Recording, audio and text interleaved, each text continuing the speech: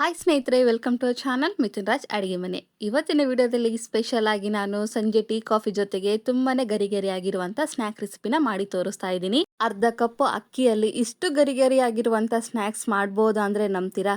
S, ಮಾಡ್ಬೋದು. ಈ recipe 5-10 ನಿಮಿಷದಲ್ಲೇ ready ಆಗುತ್ತೆ. ಯಾವಾಗ್ಲೂ ಒಂದೇ ರೀತಿ ಸ್ನಾಕ್ಸ್ ತಿಂದು ಬೇಜಾರಾದಾಗ ಸ್ವಲ್ಪ ಡಿಫ್ರೆಂಟ್ ಆಗಿ ಹೊಸ ರೀತಿಯಲ್ಲಿ ಈ ರೆಸಿಪಿನ ಟ್ರೈ ಮಾಡಿ. ನಿಮ್ಮೆಲ್ಲರಿಗೂ ಇಷ್ಟ ಆಗೋದಂತೆ ಗ್ಯಾರಂಟಿ. ಖಂಡಿತ ಎಲ್ಲರೂ ಈ ರೆಸಿಪಿನ ಟ್ರೈ ಮಾಡ್ತೀರಾ ಅನ್ಕೊಂಡಿದ್ದೀನಿ. ಟ್ರೈ ಮಾಡಿದ್ಮೇಲೆ ಕಾಮೆಂಟ್ ಬಾಕ್ಸ್ ಅಲ್ಲಿ ಹಾಕಿ ಹೇಗ್ ಬಂದಿದೆ ಅಂತ. ತಡ ಮಾಡದೆ ವಿಡಿಯೋ ಸ್ಟಾರ್ಟ್ ಮಾಡುವ. ಮೊದಲನೇದಾಗಿ ನಾನು ಒಂದು ಸಣ್ಣ ಬೌಲ್ ಅಲ್ಲಿ ಅರ್ಧ ಕಪ್ಪಿನ ಅಳತೆಯಲ್ಲಿ ಅಕ್ಕಿ ತಗೊಂಡಿದ್ದೀನಿ. ಅಂಡ್ ನಿಮ್ಮೆಲ್ಲರ ಹತ್ರ ಒಂದು ರಿಕ್ವೆಸ್ಟ್, ನನ್ನ ಚಾನಲ್ ನ ಮೊದಲನೇ ಬಾರಿ ನೋಡ್ತಾ ಇದ್ರೆ ಪ್ಲೀಸ್ ಎಲ್ಲರೂ ದಯವಿಟ್ಟು ಸಬ್ಸ್ಕ್ರೈಬ್ ಮಾಡ್ಕೊಳ್ಳಿ. ಪಕ್ಕದಲ್ಲೇ ಇರುವಂತ ಬೆಲ್ ಬಟನ್ ಕ್ಲಿಕ್ ಮಾಡಿದ್ರೆ ನಾನು ಯಾವಾಗ ವಿಡಿಯೋಸ್ ಹಾಕಿ ನೋಟಿಫಿಕೇಶನ್ ಬರುತ್ತೆ. ಅಕ್ಕಿನ ಒಂದಲ್ಲ 2 ಸಲ ನೀಟಾಗಿ ತೊಳೆದ್ಬಿಟ್ಟು ಅಕ್ಕಿ ಮುಳುಗೋವರೆಗೂ ನೀರ್ ಹಾಕಿ ಒಂದು ಹಾಫ್ ಅನ್ ಅವರ್ ನೆನೆಯಕ್ಕೆ ಬಿಡಬೇಕು. ಹಾಫ್ ಅನ್ ಅವರ್ ಆದ್ಮೇಲೆ ತೋರಿಸ್ತಾ ಇದ್ದೀನಿ ನೋಡಿ, ಅಕ್ಕಿ ಕೂಡ ಚೆನ್ನಾಗಿ ನೆಂದಿರುತ್ತೆ. ಇವಾಗ ಮಿಕ್ಸಿ ಜಾರಿಯಲ್ಲಿ ಓನ್ಲಿ ಅಕ್ಕಿ ಮಾತ್ರ ಹಾಕೋಬೇಕು, ನೀರನ್ನ ಹಾಕೋಬೇಡಿ. ಬೇಕು ಅಂದ್ರೆ ಆಮೇಲೆ ಹಾಕೋಣ. ನಂತರ ಈ ಮಿಕ್ಸಿ ಜಾರಿಯಲ್ಲಿ 1 ಇಂಚಷ್ಟು ಶುಂಠಿ ಹಾಕ್ತಾ ಇದ್ದೀನಿ. ನಂತರ 1-2 ಹಸಿಮೆಣಸಿನಕಾಯಿನ ಈ ರೀತಿ ಕಟ್ ಮಾಡ್ಕೊಂಡು ಹಾಕಿದ್ದೀನಿ. ಹಸಿಮೆಣಸಿನಕಾಯಿ ಶುಂಠಿ ಹಾಕೋದ್ರಿಂದ ಒಳ್ಳೆ ಟೇಸ್ಟ್ ಬರುತ್ತೆ. ಮುಚ್ಚಳನ ಮುಚ್ಚಿಬಿಟ್ಟು ಎಷ್ಟು ಸಾಧ್ಯನ ಅಷ್ಟು ಫೈನ್ ಆಗಿ ಪೇಸ್ಟ್ ತರ ಮಾಡ್ಕೊಳ್ಳಿ. ಬೇಕು ಅನ್ಸಿದ್ರೆ ಮಾತ್ರ 1 ಟೀ ಸ್ಪೂನ್ ಅಷ್ಟು ನೀರು ಹಾಕೊಂಡು ಎಷ್ಟು ಸಾಧ್ಯನ ಅಷ್ಟು ಫೈನ್ ಆಗಿ ಮಿಕ್ಸಿ ಮಾಡ್ಕೋಬೇಕು. ಮತ್ತೆ ಹೇಳ್ತಿದ್ದೀನಿ. ಮಿಕ್ಸಿ ಮಾಡ್ಕೊಂಡಿರುವಂತ ಪೇಸ್ಟ್ ಅನ್ನ ಒಂದು ಪ್ಲೇಟಲ್ಲಿ ಹಾಕೊಂತೀನಿ. ನಂತರ ಇದಕ್ಕೆ ಕುದಿಸಿರುವಂತ ಆಲೂಗಡ್ಡೆನ ಹಾಕೋಬೇಕು. ನಾನಿಲ್ಲಿ ಒಂದು ಅರ್ಧ ಕಪ್ ಅಕ್ಕಿಗೆ 4 ಮೀಡಿಯಂ ಸೈಜ್ ಆಗಿರುವಂತ ಆಲೂಗಡ್ಡೆನ ಕುದಿಸಿ ತಣ್ಣಗಾದ್ಮೇಲೆ ಪೀಲ್ ಆಫ್ ಮಾಡ್ಕೊಂಡು ತಗೊಂಡಿದ್ದೀನಿ. ನಂತರ ಆಲೂಗಡ್ಡೆನ ಈ ರೀತಿ ತುರಿದ್ಬಿಟ್ಟು ತಗೊಳ್ಳಿ. ಈ ರೀತಿ ಮಾಡೋದ್ರಿಂದ ಉಂಡೆ ತರ ಬರೋದಿಲ್ಲ. ಅಕ್ಕಿ ಹಿಟ್ಟಿನಲ್ಲಿ ನೀಟಾಗಿ ಮಿಕ್ಸ್ ಆಗುತ್ತೆ. ಇದೇ ರೀತಿಯಾಗಿ ಎಲ್ಲ ಆಲೂಗಡ್ಡೆನ ತುರಿದ್ಬಿಟ್ಟು ತಗೊಂಡಿದ್ದೀನಿ. ನಂತರ ಫ್ರೆಶ್ ಆಗಿರುವಂತ ಕೊತ್ತಂಬರಿ ತಗೊಂಡಿದ್ದೀನಿ. ಕೊತ್ತಂಬರಿ ಹಾಕೋದ್ರಿಂದ ಒಳ್ಳೆ ಫ್ಲೇವರ್ ಟೇಸ್ಟ್ ಬರುತ್ತೆ. ನಂತರ 1 ಟೀ ಸ್ಪೂನ್ ಅಷ್ಟು ಜೀರಿಗೆ ಹಾಕ್ತಾ ಇದ್ದೀನಿ. ನಂತರ ರುಚಿಗೆ ತಕ್ಕಷ್ಟು ಉಪ್ಪು ನೋಡ್ಕೊಂಡು ಹಾಕೊಳ್ಳಿ. ನಂತರ 1 ಟೀ ಸ್ಪೂನ್ ಅಷ್ಟು ಚಿಲ್ಲಿ ಫ್ಲೇಕ್ಸ್ ಹಾಕ್ತಾ ಇದ್ದೀನಿ. ನಂತರ ಚಿಟಿಕೆಯಷ್ಟು ಅಡಿಗೆ ಸೋಡಾನ ಹಾಕ್ತಾ ಇದ್ದೀನಿ. ಎಲ್ಲಾನು ಹಾಕಿದ್ಮೇಲೆ ನೀರು ಬೆರೆಸದೆ ನೀಟಾಗಿ ಮಿಕ್ಸ್ ಮಾಡ್ಕೋಬೇಕು.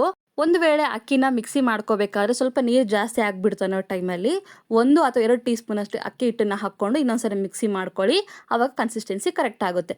ಎಲ್ಲವನ್ನು ನೀಟಾಗಿ ಕಲಿಸ್ಕೊಂಡಿದ್ದೀನಿ. ಒಂದು ವೇಳೆ ಈ ಕನ್ಸಿಸ್ಟೆನ್ಸಿ ಬಂದಿಲ್ಲ ಅಂತಂದ್ರೆ ಇನ್ನು ಸ್ವಲ್ಪ ಅಕ್ಕಿ ಹಿಟ್ಟನ್ನ ಹಾಕೊಂಡು ಮಿಕ್ಸ್ ಮಾಡ್ಕೊಳ್ಳಿ. ನಂತರ ಕೈ ಅಥವಾ ಅಂಗೈಗೆ ಈ ರೀತಿ ಎಣ್ಣೆ ಹಚ್ಕೊಂಡು ಸ್ವಲ್ಪನೇ ತಗೊಂಡು ಸಿಲಿಂಡರ್ ಶೇಪ್ ಅಲ್ಲಿ ಮಾಡ್ತಿದ್ದೀನಿ. ಒಂದು ವೇಳೆ ನಿಮಗೆ ಸಿಲಿಂಡರ್ ಶೇಪ್ ಅಲ್ಲಿ ಇಷ್ಟ ಇಲ್ಲ ಅಂತಂದ್ರೆ ರೌಂಡ್ ಆಗಿ ಕೂಡ ಮಾಡ್ಕೋಬಹುದು, ಇಲ್ಲ ಅಂದ್ರೆ ನಿಪ್ಪಟ್ಟು ತರ ಕೂಡ ಮಾಡ್ಕೋಬಹುದು. ಬಟ್ ಈ ತರ ಮಾಡಿದ್ರೆ ಸ್ವಲ್ಪ ಮಕ್ಕಳು ಚೆನ್ನಾಗಿ ಅಟ್ರಾಕ್ಟಿವ್ ಆಗಿ ತಿಂತಾರೆ ಅಂತ ಈ ರೀತಿ ಮಾಡ್ತಿದ್ದೀನಿ. ಸ್ವಲ್ಪನೇ ತಗೊಂಡು ಈ ರೀತಿ ವಿಡಿಯೋದಲ್ಲಿ ತೋರಿಸ್ತಿರೋ ಹಾಗೇನೆ ಮಾಡ್ಕೊಳ್ಳಿ. ಅಂಗೈಗೆ ಎಣ್ಣೆ ಹಚ್ಕೊಂಡು ಸ್ವಲ್ಪ ಹಿಟ್ಟನ್ನ ತಗೊಂಡು ಫಸ್ಟ್ ರೌಂಡ್ ಆಗಿ ಮಾಡ್ಕೊಂಡು ನಂತರ ಸಿಲಿಂಡರ್ ಶೇಪ್ ಅಲ್ಲಿ ಮಾಡ್ಕೊಂಡು ಎಲ್ಲವನ್ನು ರೆಡಿ ಮಾಡ್ಕೊಂಡಿದ್ದೀನಿ. ಅರ್ಧ ಕಪ್ ಅಕ್ಕಿಯಲ್ಲಿ ಸರಿ ಸುಮಾರಾಗಿ 20-25 ಬೈಟ್ಸ್ ರೆಡಿ ಆಗಿದ್ದಾವೆ. ನೋಡಿದ್ರೆ ಎಲ್ಲವನ್ನು ರೆಡಿ ಮಾಡ್ಕೊಂಡು ಇಟ್ಕೊಂಡಿದ್ದೀನಿ. ಎಣ್ಣೆ ಕಾದಿದನ ಇಲ್ಲ ಅಂತ ಒಂದು ಸಣ್ಣ ಪೀಸ್ ಹಾಕಿ ಚೆಕ್ ಮಾಡಿದ್ದೀನಿ. ತನ್ನಷ್ಟಕ್ಕೆ ತಾನೇ ಮೇಲೆ ಬರಬೇಕು ಈ ರೀತಿ. ನಂತರ ಗ್ಯಾಸನ್ನ ಲೋ ಫ್ಲೇಮ್ ಅಲ್ಲಿ ಇಟ್ಕೊಂಡು ಎಲ್ಲಾ ಬೈಟ್ಸ್ ಅನ್ನ ಹಾಕೋಬೇಕು. ನೀವು ತಗೊಂಡಿರೋ ಎಣ್ಣೆಗೆ ಎಷ್ಟು ಹಿಡಿಯುತ್ತೋ ಅಷ್ಟು ಬೈಟ್ಸ್ ಅನ್ನ ಹಾಕೊಂಡು ಮತ್ತೆ ಗ್ಯಾಸನ್ನ ಮೀಡಿಯಂ ಫ್ಲೇಮ್ ಅಲ್ಲಿ ಇಟ್ಕೊಂಡು ಚೆನ್ನಾಗಿ ಫ್ರೈ ಮಾಡ್ಕೋಬೇಕು. ಈ ಬೈಟ್ಸ್ ನ ಎಣ್ಣೆಯಲ್ಲಿ ಹಾಕಿದ್ಮೇಲೆ ಹಿಂದೆಲೆ ಮಿಕ್ಸ್ ಮಾಡ್ಕೊಳಕ್ಕೆ ಹೋಗ್ಬೇಡಿ, ತುಂಬಾ ಸಾಫ್ಟ್ ಆಗಿರುತ್ತೆ. 1 ಅಥವಾ 2 ನಿಮಿಷ ಆದ್ಮೇಲೆ ಈ ರೀತಿ ಮಿಕ್ಸ್ ಮಾಡ್ಕೊಳ್ಳಿ. ಕಲರ್ ಚೇಂಜ್ ಆಗಬೇಕು. ಕಂಪ್ಲೀಟ್ ಆಗಿ ಗೋಲ್ಡನ್ ಕಲರ್ ಆಗೋವರೆಗೂ ಫ್ರೈ ಮಾಡ್ಕೋಬೇಕು. ಗ್ಯಾಸನ್ನ ಮಾತ್ರ ಮೀಡಿಯಂ ಫ್ಲೇಮ್ ಅಲ್ಲೇ ಇಟ್ಕೊಳ್ಳಿ. ಈ ರೀತಿಯಾಗಿ ಕಂಪ್ಲೀಟ್ ಆಗಿ ಗೋಲ್ಡನ್ ಕಲರ್ ಬಂದಿದೆ ಅನ್ನೋ ಟೈಮಲ್ಲಿ ಸ್ಟ್ರೇನರ್ ಇಂದ ತೆಗೆದ್ಬಿಟ್ಟು ಟಿಶ್ಯೂ ಪೇಪರ್ ಹಾಕಿರೋ ಒಂದು ಪ್ಲೇಟ್ಗೆ ಹಾಕೊಳ್ಳಿ. ಒಂದು ವೇಳೆ ನೀವು ಗ್ಯಾಸನ್ನ ಹೈ ಫ್ಲೇಮ್ ಅಲ್ಲಿ ಇಟ್ಕೊಂಡು ಈ ಒಂದು ಬೈಟ್ಸ್ ನ ಫ್ರೈ ಮಾಡ್ಕೊಂಡ್ರೆ ಮೇಲ್ಗಡೆ ಬೇಗ ಕಲರ್ ಬಂದ್ಬಿಡುತ್ತೆ, ಒಳಗಡೆ ಸರಿಯಾಗಿ ಬೇಯೋದಿಲ್ಲ. ಫ್ರೈ ಆಗಿರುವಂತ ಬೈಟ್ಸ್ ನ ಟಿಶ್ಯೂ ಪೇಪರ್ ಹಾಕಿರೋ ಪ್ಲೇಟ್ಗೆ ಹಾಕ್ತಾ ಇದ್ದೀನಿ.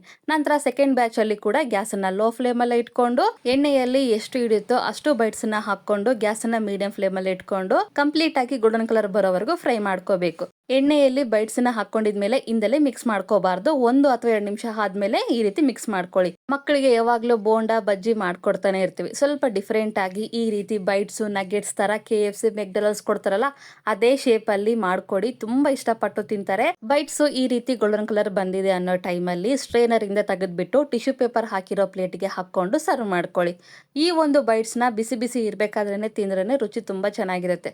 ಆರಿದ್ಮೇಲೆ ತಿಂದ್ರೆ ಅಷ್ಟು ರುಚಿ ಅನ್ಸೋದಿಲ್ಲ. ನೀವು ಈ ಬೈಟ್ಸ್ ನ ಮಕ್ಕಳಿಗೆ ಕೊಡ್ಬೇಕಾದ್ರೆ ಈ ಬೈಟ್ಸ್ ಮೇಲೆ ಸ್ವಲ್ಪ ಪೆರಿ ಮಸಾಲಾನ ಸ್ಪ್ರಿಂಕಲ್ ಮಾಡ್ಬಿಟ್ಟು ಟೊಮೊಟೊ ಕೆಚಪ್ ಅಥವಾ ಮಯೋನೀಸ್ ಜೊತೆ ಕೊಡಿ. ತುಂಬಾ ಇಷ್ಟಪಟ್ಟು ತಿಂತಾರೆ. ಇನ್ನೊಂದ್ಸರಿ KFCಗೆ ಹೋಗೋಣ ಮೆಕ್ಡೊನಾಲ್ಡ್ಸ್ಗೆ ಹೋಗೋಣ ಅಂತ ಕೂಡ ಹೇಳೋದಿಲ್ಲ, ಅಷ್ಟು ರುಚಿಯಾಗಿರುತ್ತೆ.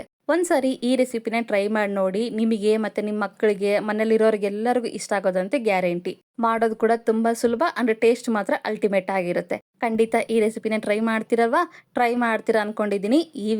ಈ ರೆಸಿಪಿ ನಿಮಗೆ ಇಷ್ಟ ಆದ್ರೆ ನನ್ನ ಚಾನಲ್ನ like, share, comment and subscribe ಮಾಡ್ಕೊಳ್ಳೋದನ್ನ ಮಾತ್ರ ಮರಿಬೇಡಿ. ಓಕೆನಾ? ಮುಂದಿನ ವಿಡಿಯೋದಲ್ಲಿ ಮತ್ತೆ ಸಿಗ್ತೀನಿ. ಅಲ್ಲಿವರೆಗೂ ಟೇಕ್ ಕೇರ್. ಬಾಯ್.